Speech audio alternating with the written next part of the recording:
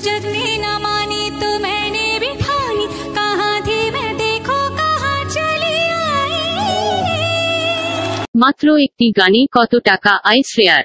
বাঙালি গায়িকার পারিশ্রমিক চমকে দেওয়ার মতো সৃজ ওশাল ফেস দেবদাস এই গানের মাধ্যমে বলিউডে হাতেখড়ি শ্রেয়ার। তারপর একের পর এক গানের প্রস্তাব, সময়ের সঙ্গে প্রথম সারির প্লেব্যাক শিল্পীদের তালিকায় নাম শামিল হয় তার। কিন্তু জানেন কি, একটি গানের জন্য কত টাকা পারিশ্রমিক নেন তিনি? শ্রেয়া ঘোষাল 2 দশকেরও বেশি সময় ধরে সঙ্গীত জগতে শ্রেষ্ঠত্বের সিংহাসনে অধিষ্ঠান তার। বলিউড হোক বা টলিউড, সব ইন্ডাস্ট্রিতেই অবাধ বিচরণ বাঙালি গায়িকার।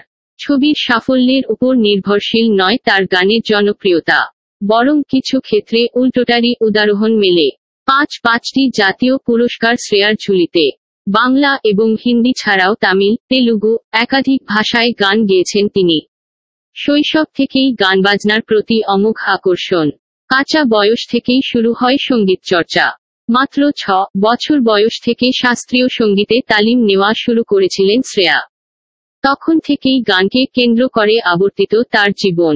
1996 সালে মাত্র 12 বছর বয়সে সারেগামাপা এ অংশগ্রহণ করেন শ্রেয়া। সেই অনুষ্ঠানের হাত ধরেই প্রথম জনপ্রিয়তা পান।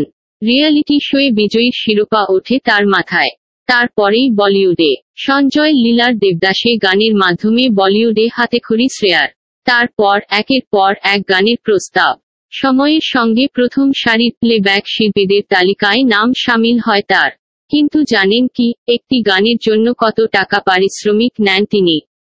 একাধিক সংবাদ মাধ্যমের দাবি, প্রতি গান পিছু 25 লাখ টাকা করে পারিশ্রমিক নেন শ্রেয়া। তবে এই বিষয়ে গায়িকা বা তার টিমের পক্ষ থেকে কোনো সিলমোহর বসানো হয়নি।